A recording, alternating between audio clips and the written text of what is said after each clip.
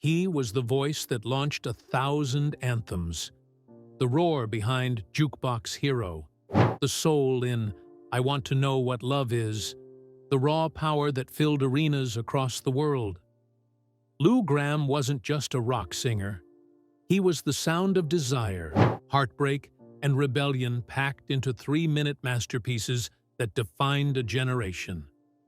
But behind the voice that conquered the world was a man slowly being conquered by fame, addiction, and an invisible enemy inside his own skull.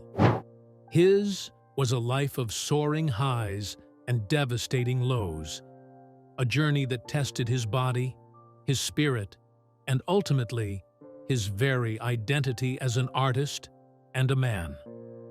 Lou Gramm's story reads like a rock opera, a small-town singer who found himself catapulted into arenas full of screaming fans, only to confront demons that almost silenced his voice forever. As Foreigner's impassioned frontman, Gramm belted out classics. Feels Like the First Time, Hot-Blooded, Juke Box Hero, and the chart-topping ballad I Want to Know What Love Is, helping the band sell over 70 million records worldwide. From the outside, it was glory, but Gramm's life was quietly unraveling. Beneath the glitz, he was locked in creative battles, sliding into addiction, and ultimately facing a benign brain tumor that nearly cost him everything. This is a chronicle of Gramm's rise and heartbreaking fall, where each arena anthem carried a hidden weight of loss, identity struggle, and the hard-won resilience that followed. His journey can be sketched in milestones, 1976 to 1985. Lou Gramm, born Louis Grammatico, flew from Rochester to New York and won the lead singer spot in Mick Jones's new band, initially called Trigger, later renamed Foreigner. Together they forged smash hits and arena anthems. Foreigner's first 8 singles all landed in the Billboard Top 20.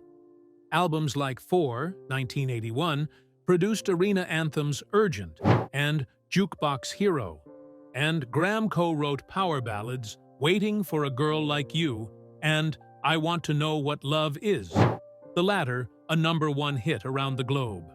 Gramm's raw, soulful voice became the band's trademark, making him one of rock's most recognizable vocalists of the era.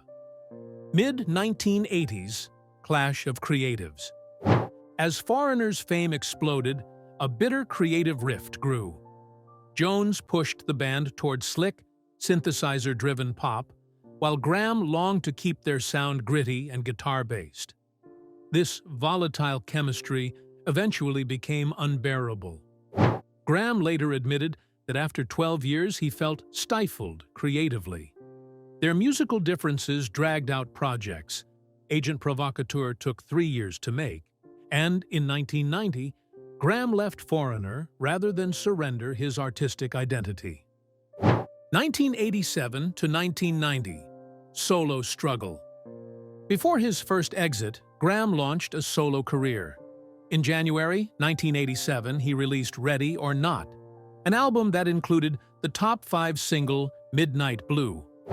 The record's success hinted at new beginnings, but Gramm found it hard to replicate Foreigner's massive popularity.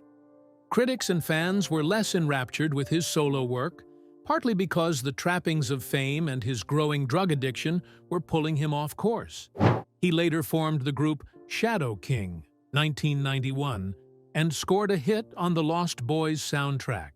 But by 1992, Gramm felt out of place in rock stardom.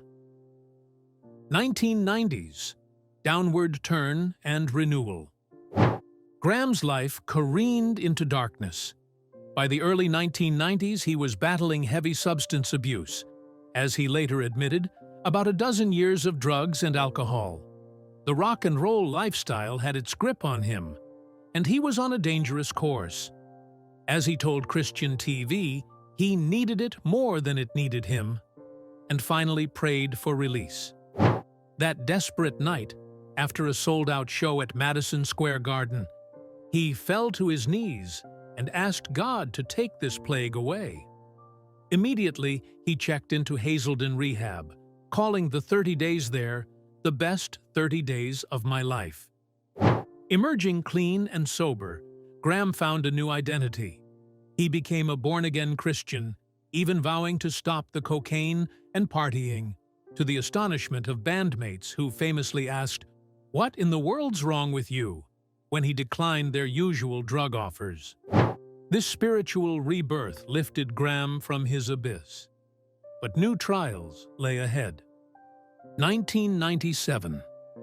Near-death crisis. Just as Gramm was rebuilding, calamity struck.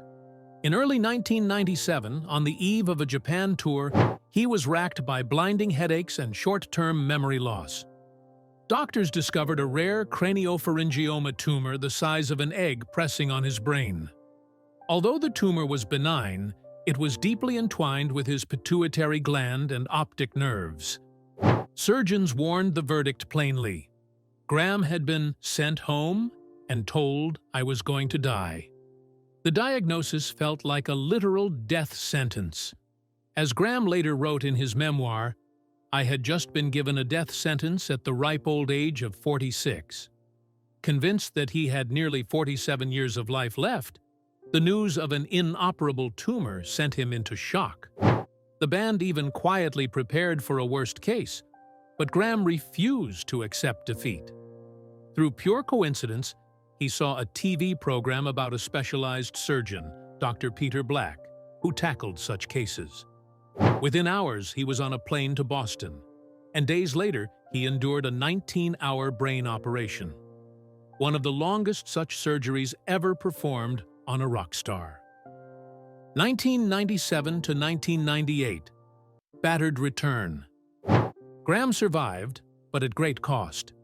The tumor removal left his pituitary badly damaged. Recovery meant massive doses of steroids to keep him alive, doses that doubled his body weight in 6 months.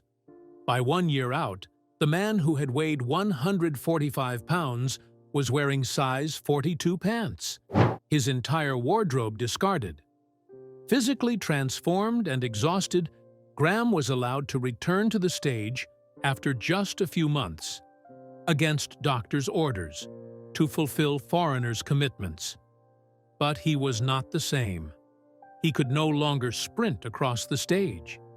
He had to plant himself at a microphone stand and rely on cheat sheets taped to the floor to remember lyrics.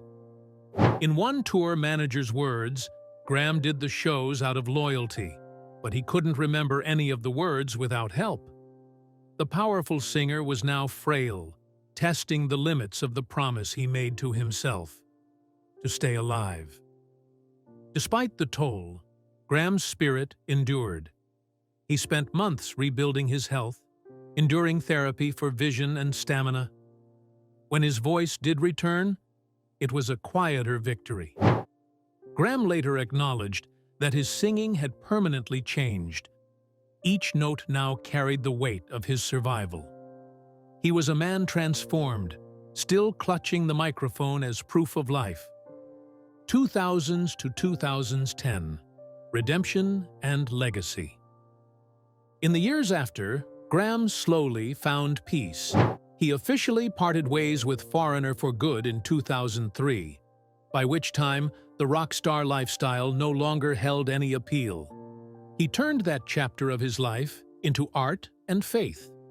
In 2009, he released a Christian rock album with the Lou Gramm Band, fulfilling a promise made in sobriety.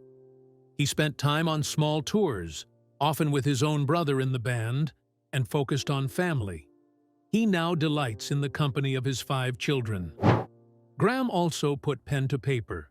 In 2013, he published his autobiography, Juke Box Hero, My 5 Decades in Rock and Roll, laying bare the dark nights that followed the spotlight. That year, he and Mick Jones even reconciled briefly on stage at the Songwriters Hall of Fame dinner, the first time they'd spoken in a decade, after both were inducted together.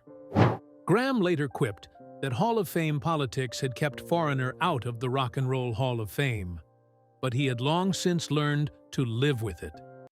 By the late 2000s and 10s, he was content to step away from incessant touring, retiring from the road in 2018, while continuing to write and occasionally perform.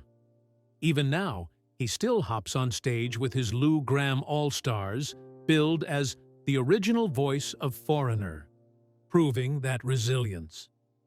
Throughout, the emotional toll of Gramm's journey has been enormous. He lost creative partnerships, battled inner demons, and faced the very real possibility that his greatest gift, his voice, might be snatched away. At times, he seemed broken, the weight of survival written on his face, the silence of uncertainty in his eyes. Yet he also found redemption, first in salvation from addiction, then in survival of illness, and finally in finding new purpose in music and faith.